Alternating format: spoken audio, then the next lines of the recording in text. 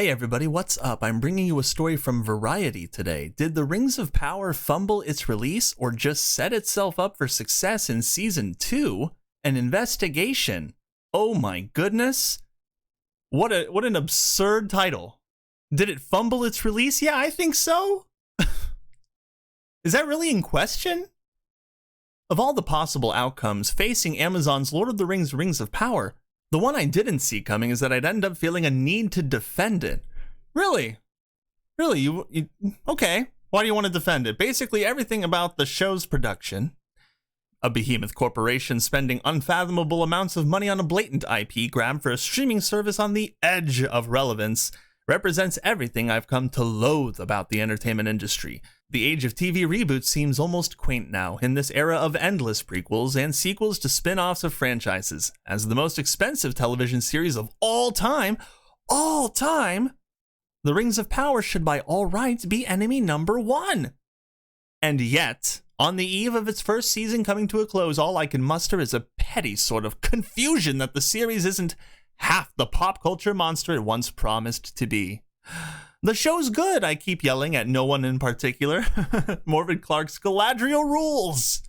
Ooh. I insist at the vocal Tolkien fans saying otherwise, reasoning that even elves are allowed to change over thousands of years. When just weeks ago, I was rolling my eyes at the idea of caring about any more elves. Did no one see the creation of Mordor? I lamented after the literally explosive 6th episode dropped as unending House of the Dragon memes slammed my timelines like the searing comets flinging out of Mount Doom. Okay, I thought that was really funny. It really did. This isn't the first time I've been wrong about the level of enthusiasm that would greet a show. I was sure the Queen's Gambit would be nothing more than a tricky Jeopardy question someday. Hey, I actually liked the Queen's Gambit. It had its messaging, but it was a good show. Okay? Hey, credit where it's due. But the degree to which Rings of Power has failed to permeate the public consciousness that has nonetheless thrown me for a more serious loop than I had ever expected. So what to make of the Rings of Power now that the first season of a planned 5 is out in the world to the restrained tune of polite applause? That is such a good way to describe it, in my opinion.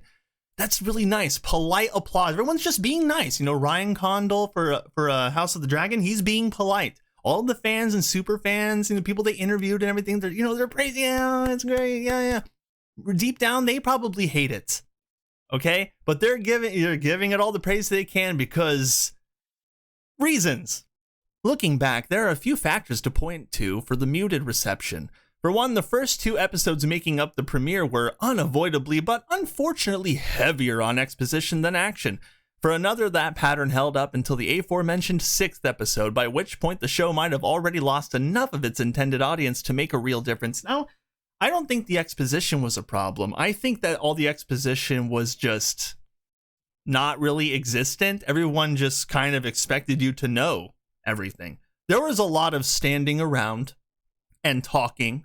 Just a lot of just non-action. And the talking and like the explaining of things came down to people's like basic emotions, just like, there's a tempest in me, not, you need to do this because these people could do this and they could come for your people and blah, blah, blah, blah, blah. None of that. Just like, you need to listen to me because I'm the head of the elves and a slayer of 10 billion orcs per day.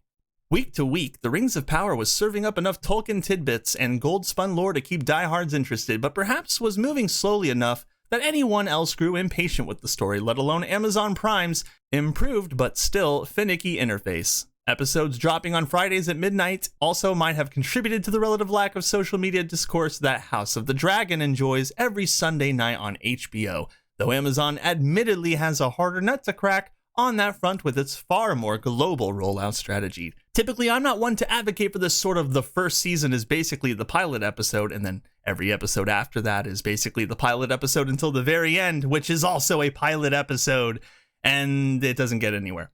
Approach, which many streaming services have used and abused with flaccid debut seasons for years now, as developed by showrunners J.D. Payne and Patrick McKay, rest their souls after the show is over, though the show seems to be assembling itself piece by piece, slow but steady, in a bid to become the kind of sweeping epic people will someday watch in breathless marathon goals.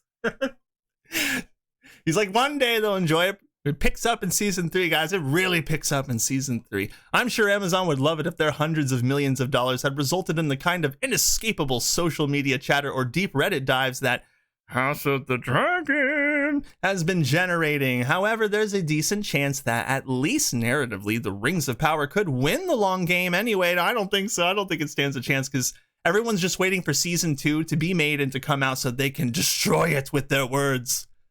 Having had to pitch 5 seasons at once, Payne and McKay have to rise to the challenge of building the kind of epic story Tolkien fans won't just recognize, but will respect.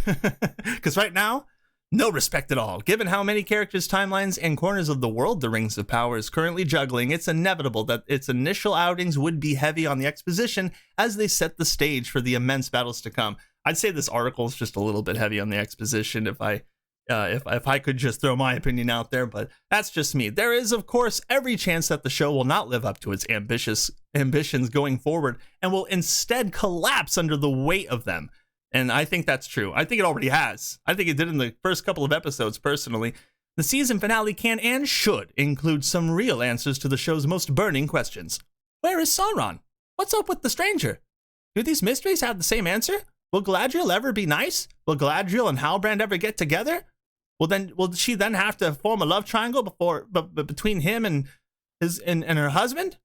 The second season, which is already written and has begun shooting, could render every word of this column moot if it doesn't prioritize episodic urgency in a way the first didn't.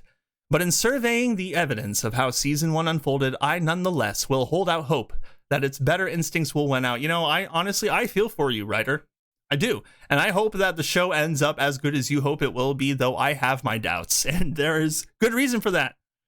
But I totally understand. Leaning into its existing strengths, clever dialogue, gorgeously filmed vistas and caves alike, Clark's nuanced performance, and the tender bonds between unlikely pairs like Elrond and Dwarf Durin or Harfoot Nori and her magic stranger should yield a winning, compelling story. The question is, just how many people does the Rings of Power have to compel in order for Amazon, Lord of the Rings fans, and the wary industry at large to consider it an actual win?